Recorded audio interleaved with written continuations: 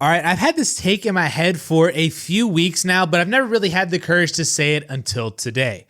Nico Collins is a top 10 fantasy wide receiver this year. I would take Nico very clearly as the first Houston receiver off the board, but also over other receivers like Brandon Ayuk, Drake London, Chris Olave, Michael Pittman, Mike Evans, and I'm even debating him over Garrett Wilson and Marvin Harrison Jr., but their upsides and their offenses is still so massive, even if we haven't seen it from them yet, that I still think I'm taking those two over Nico Collins, but it's really, really close. But a top 10 ranking for Nico Collins is really above market, as he's the wide receiver 16 on ESPN and Yahoo ADP, and I understand why people would look to other receivers before Nico.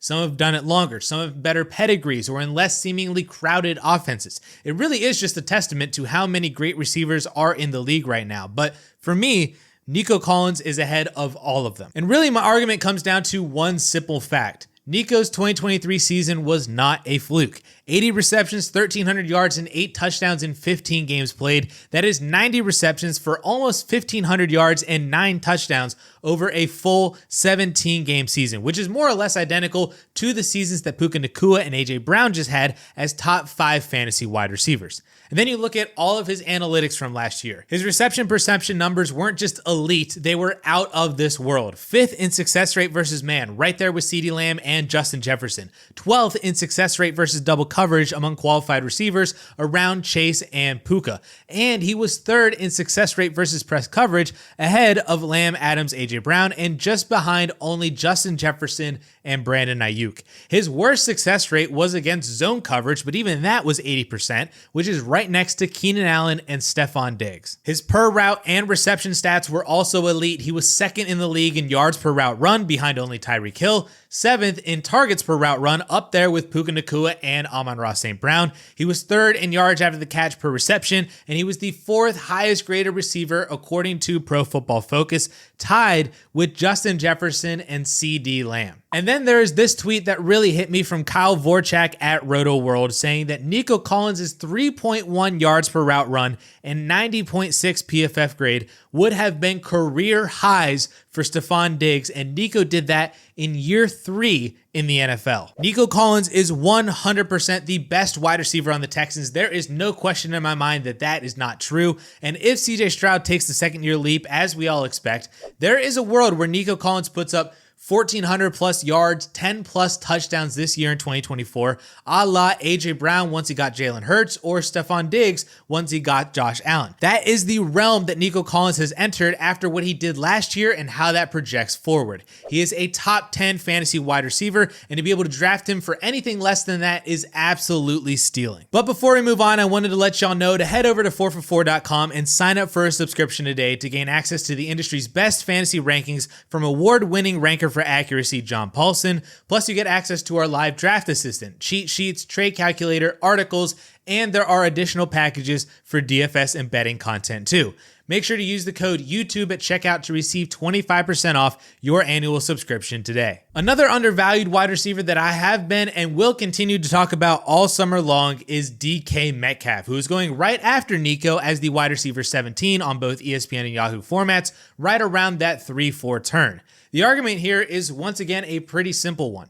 Metcalf's fantasy finishes since entering the league in 2019 have been wide receiver 30, wide receiver 6, wide receiver 15, wide receiver 14, and wide receiver 21. So we have seen 4 straight seasons of top 24 production since DK Metcalf's rookie year, 3 of which were top 15. And yet Metcalf is basically going at his floor as wide receiver 17. I get that he hasn't lived up to the massive expectations that we had for him after finishing as the wide receiver 6 in his second year in the league, and maybe he's been a bit inconsistent on a weekly basis since then, but this is potentially your wide receiver 2 or maybe even your wide receiver 3 who has massive wide receiver 1 fantasy upside. Over the past 3 seasons, we have seen higher end production in all 3 major statistical categories for wide receivers from DK Metcalf. They just all happen to be in different seasons, unfortunately. In 2021, he caught a career-high 12 receiving touchdowns, but failed to reach 1,000 receiving yards. In 2022, he saw a career-high 140 targets and 90 receptions,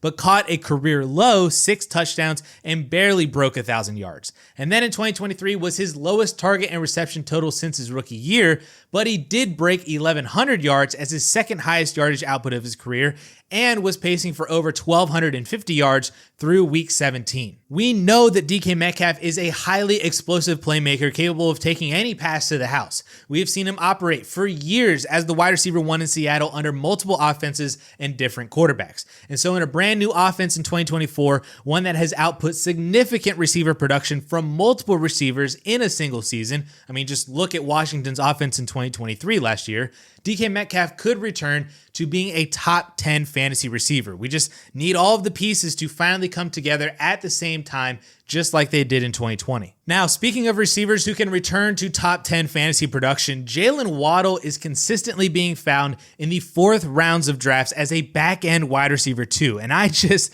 do not understand this at all. Jaylen Waddle has been in the league for 3 years, entering year 4, and has finished at wide receiver 13, wide receiver 8, and last year was the wide receiver 34 overall due to missing a couple games, but was the wide receiver 21 in fantasy points per game, right next to Chris Olave, Devonta Smith, and DK Metcalf. Yet, Waddle is going at least a round behind all 4, if not even 2 rounds behind Chris Olave. Maybe if instead of seeing Waddle's end of season numbers from missing a few games, if we instead saw his 17 game pace had he stayed healthy all year, just like he did in 2021 and 2022, we wouldn't be drafting Jaylen Waddle so low.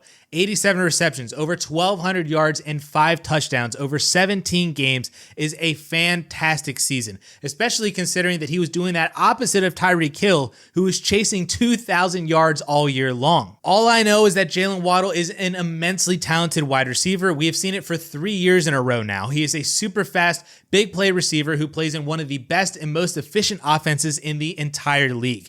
We should want that type of receiver on all of our fantasy teams. If he sees over 130 targets this year, which he paced for 125 last year, his floor will be very safe on a weekly basis, but his ceiling, as we know, is through the roof. He's just that good of a wide receiver, and we're lucky enough to get a discount on him this year because he had a quote-unquote bad season last year. All right, switching over to the running back position, what if I told you that you can draft the RB3 from last year as the RB10 off the board in the mid to late second round? Because that's exactly what you're able to do with Travis Etienne this year, a player who outscored Saquon Barkley, Jonathan Taylor, Derrick Henry, Jahmyr Gibbs, and Isaiah Pacheco last year, yet he's being drafted behind all of them. And that's not to say that those other running backs are bad picks this year. I'm just highlighting the value that you were getting on Etienne that allows you to take an elite wide receiver in the first round and then swing back with a top 5 running back from last year as your RB1. And the best part is that nothing has changed for Etienne from last year to this year. So why would we expect Etienne to be worse than he was last year? It's the same offense, same quarterback, same receivers mostly, same backup running backs behind Etienne that didn't make a single dent in his workload. It is all the same. Last year, Etienne was 4th among running backs in rush attempts and 5th among running backs in total receptions. That translated to nearly 1,500 total yards and 12 total touchdowns, averaging 16.5 fantasy points per game. Because of that volume, Etienne scored the 4th most 20-point fantasy games out of all running backs and was one of 7 backs to have at least 1 week with 35 or more fantasy points. And the kind of funny part about Etienne's 2023 was that it really wasn't all that amazing.